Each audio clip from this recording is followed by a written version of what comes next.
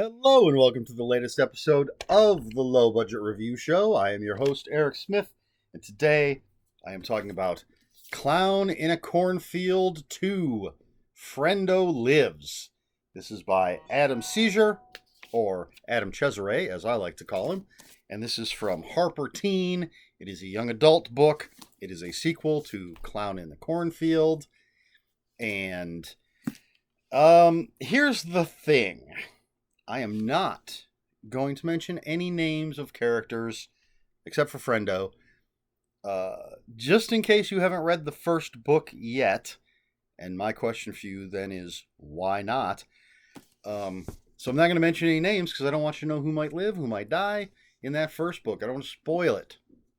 So, what we have here, it's a year after the events of the first book. Which involved it's a slasher, and the slasher is Frendo the Clown. That's all I'm going to say about that. But so it's a year after the events of that book. The survivors have moved on with their lives, but the past has come back to haunt them, and so I guess that's going to be your nutshell. It's very much. If the first book is a slasher film, this is very much a slasher sequel. And can I tell you at least where it takes place? It's Missouri. I know that. I'm looking for it. Kettle Springs, Missouri. That's where the first book takes place. That's where the majority of this book takes place. One of our characters has gone to college in another state, but they're going to be drawn back to Kettle Springs because of what's going on. A couple of the other surviving characters actually are going out to visit their friend at the college. So they're all going to be sort of drawn back, although the two of them technically haven't left Kettle Springs. They're going on a vacation. So Kettle Springs, the town, is still recovering from the events of the previous year. One of the big things that's going on is this outsider family has come. They are amusement park moguls, for lack of a better way to put it, and they have opened a haunted house attraction on the land where the events, the bad stuff happened. Again, I'm trying to avoid spoiling first book and this book. So you've got that going on, and of course that's causing problems. You have survivors, and let's see. I think I can talk about the political nature of the book because there's a big part of the book is that I think red flag is the proper term. There are people like online calling the events of the first book like a red flag kind of thing. They're saying it didn't happen. The media is lying. The authorities are lying. The official story is a cover up for what really happened, and that's a big part of what's going on in this story. And yeah, I'm sure I'll think of something else story-wise. But first of all, Adam Cesare, fantastic author. I've been a fan of his since his first book from Sam Hain, I believe, Video Night. And, he grows as an author, has grown as an author. I've enjoyed everything that I've read from him, and always happy to see that he got picked up by Harper with the first book in this series. He's got a Clive Barker blurb on the cover, and he's a really, really good writer with great characters. That's one of his strengths. But his narrative style is really nice. In this particular book, the POV jumps, so we will jump from characters in Kettle Springs, and it's not always necessarily the same character when we're in Kettle Springs. We might follow this character, that character. Then we will jump to the college out of state, and that character will jump to the other characters that are traveling. So we get a lot of POV, which, of course, as typically happens, I think raises the tension because you'll end up with cliffhangers. We'll end a chapter with something happening with this character. The next chapter is a whole different character. We got to wait, and the tension's building. What's going on with that character? But I also want to know what's going on with this character. So Adam Cesare, see, I want to say Cesare, does this very well. And it works for this style of book. It's, since I keep talking about slasher, that it's a slasher film type of thing, I was surprised, and this isn't a positive or a negative thing, just me and expectations. I was surprised that there wasn't a cold open with someone being killed.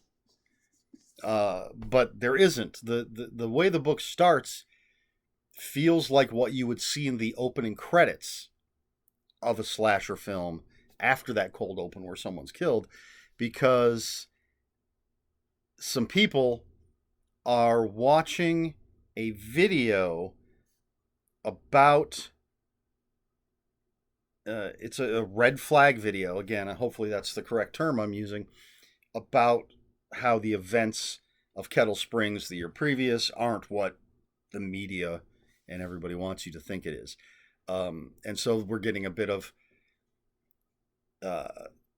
rehash, for lack of a better term, of what happened in the first book. So that's Adam Cesare's way of catching us up, but it also feels very much like I could easily see, if I was watching this as a movie, as the credits are going, we're hearing this voiceover from the video, we're seeing images from, what happened in the last movie, essentially. So there's a very cinematic feel to this book, especially if you think of it in these terms. So we get that. That's how we start. So we do get caught up, pretty much. It's not a total rehash of what happened, but it's just enough to, for someone like me, refresh my memory of things that happened. Then we start getting introduced to all of our different characters and essentially what they're going to face this time.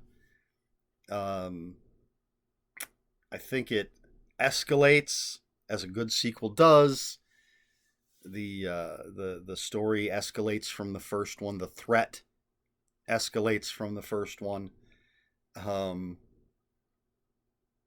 being so vague, but all right. Well, we'll go to this part of the review. I gave it 4 out of 5 on Goodreads, just like I did the first one.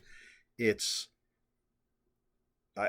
were a couple things with the first one that bothered me a little bit. One was that, well, you know what? Of course, I'm going to have my review linked at the end of this video, so you can watch that and find out what it was, the two things that kind of bothered me a little bit in the first one. Don't need to rehash it here, but this is a solid, good, entertaining, fun slasher flick kind of young adult horror novel with a great cover. And I kind of wish I should have known that it takes place at Halloween, because I would have saved it for a little bit. But I would have made it part of my Halloween reading. But I didn't. I instead chose to read it as soon as I got my hands on it. So that's it. I guess I don't know what else to say. I recommend it. Like I said, 4 out of 5 for those of you who need a rating. Clown in a Cornfield 2, Frendo Lives, Adam Cesare. A great teen slasher film of a book. Pick it up, read it. It makes good Halloween reading. And so there you go. And let's see. Do I have a question for this video? Excuse me. I do. And I think this is a good question when I'm talking about Adam Cesare's work, because I find myself always comparing his different novels to different horror subgenres. They just have that feel to me. The ones that I've read, I could place each one as like a love letter almost to these different subgenres. This is obviously the slasher subgenre. So my question is, how do you feel when an author emulates a non-literary style? Does this make sense? I'm not sure I'm expressing this correctly, but if an author's trying to make an homage to something else that isn't necessarily literary, do you just want them to stick to telling a story, or do you like to see them do this kind of thing? I don't know if this is making sense. But there are plenty of horror authors that will write books as again as a love letter to certain types of movies or subgenres of horror. We had Wesley Southard and Lucas Mangum, who wrote The Final Gate as their sort of sequel / tribute / homage to the Lucio Fulci Gate trilogy, Gates of Hell trilogy. Wonderful book. And plenty of authors who will do the creature feature kind of book or the slasher kind of book. And some of those are easily identifiable as being homages or the literary equivalent of that type of movie. Do you care about that?